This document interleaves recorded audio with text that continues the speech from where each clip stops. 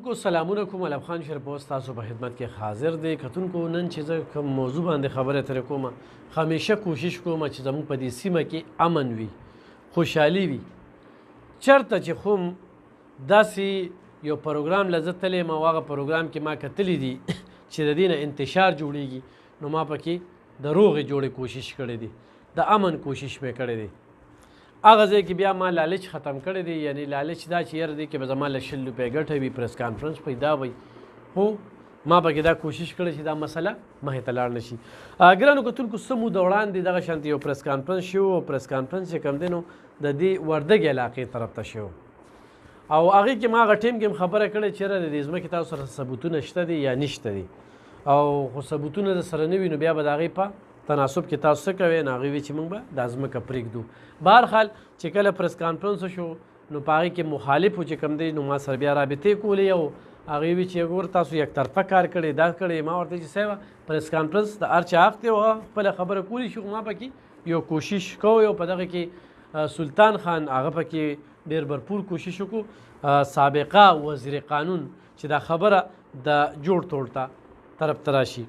نو ګرانو کتونکو اوس په هغې کې فیصله راله، او هغه فیصله چې کومه ده د هغوی کومو خلکو چې په دې کې پریس کانفرنس کوو چې دا زموږ په دري جایداد دی او د دې چې کوم دی نو موږ سره هر څه دي، نو عدالت په هغې کې فیصله ورکړه. خو تاسو زما شاته دا فیصله ګورئ، نو په دې کې باقاعده دا لیکلي شوي دي چې دې کې د دوی حق نشته. د دې نه وروسته چې کوم دی دوی بیا اپیل کړی دی، چونکې دغه اپیل حق نه جوړېږي چې دغه اپیل وشي. خو بهرحال خپل منډه خو به وی نیت به ګوري چې کوم ځای کې ورته چانس ملاویږي، یا یو سیس چې کوم دی هغه څومره ځنډولی شي یا څومره اوږدولی شي یو فیصله.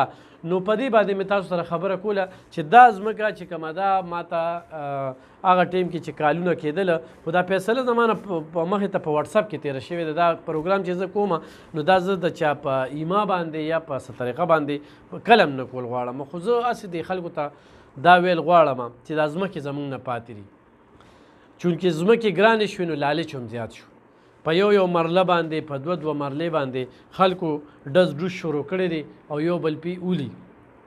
نو چې کله پې زما کور وانیږي، زما پې ژوند ختمیږي، زما بچو ته پې یو غم پاتې کېږي، او ځمکه چې د څونه پیسې وي د هغې نه پې زه بیا زیاتې لګوم، نو د هغې نه ښه دا ده چې زه مخکې سوچ وکړم او په فیصله باندې خبره ختمه کړم، نه چې یاره زه انا راولم چې زه به اوس پلانکي ته کښېنم او پلانکي به زما نه دا ځمکه څنګه الي.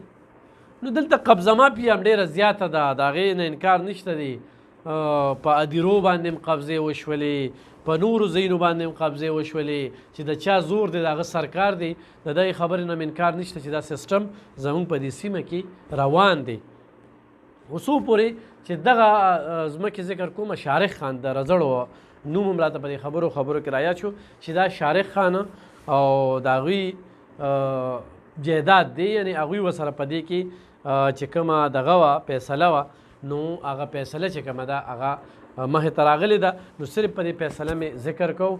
پکار دا ده چې دې کې اوس هم څوک را ترمنځه شي او دا خبره چې کومه ده د خبرو د لارې حل کړي، او مزید چې کوم دی نو په دې کې داسې څه ونه شي، چونکې دې کې نور د اپیلونو یا د دې شي ضرورت نشته دی. خو فیصله د شارق خان د پاخ کې د عدالت چې کومه ده راغلې ده، هغوی چې کومه خبره کړې وه چې ثابته یې کړه را باندې، زه به ورته پرېږدم، نو هغه خبره مخې ته راله.